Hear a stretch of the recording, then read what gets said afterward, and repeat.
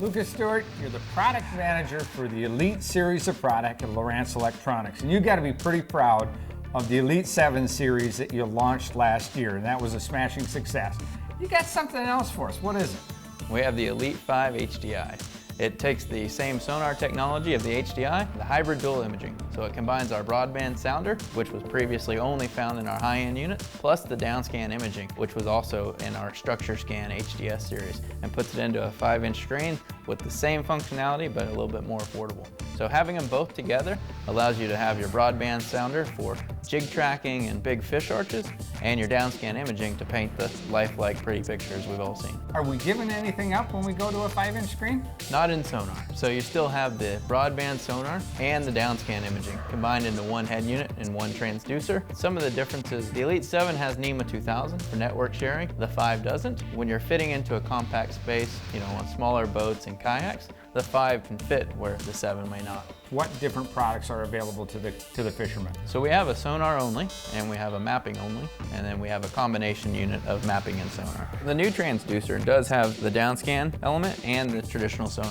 This is a really nice, compact, low-profile transducer. We do have this transducer, which is the 83-200 plus downscan, but we also make the 5200 plus downscan. The 5200 is a saltwater application. Okay. It'll give you depths to around 2,500 feet, whereas the 83-200 is good for almost 1,000 feet. Okay, now the consumer that's never dealt with cartography and mapping cards, you got an assortment of some of the basic ones that you can use in the Elite-5 and the Elite-7. So this is our Lake Insight HD chip. This unit works with Lake Insight HD and Lake Insight Pro. Plus there's lots of other options. You can have a blank card to record Insight Genesis mapping. Tell the consumer how easy it is to convert to a new product. The sonar uses the 7-pin blue connector, which is what we've historically used on our older products and the HDS series. So making an upgrade requires no changes in cabling. Lucas, let's look at the mounting options on the new Elite-5 series. This one is the quick release bracket that it comes with. It can tilt and swivel and has a nice handle here to release it. You just pick up on it,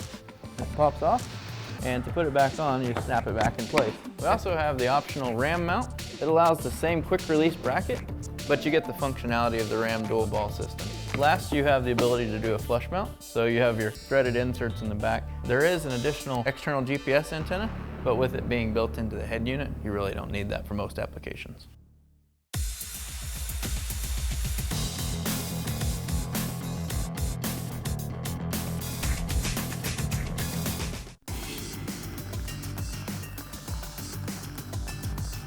Hey Lucas, we've got the Elite-5 out on the water here.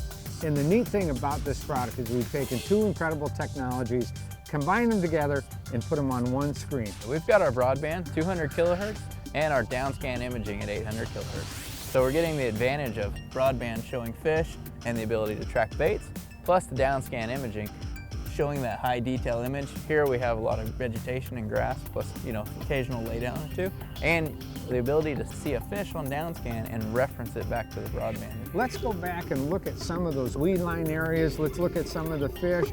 That is a fish in the weeds right there, you see it? Okay. On the downscan here, you can actually see where those fish were in the weeds. So I'm gonna rewind and show you what I'm talking about.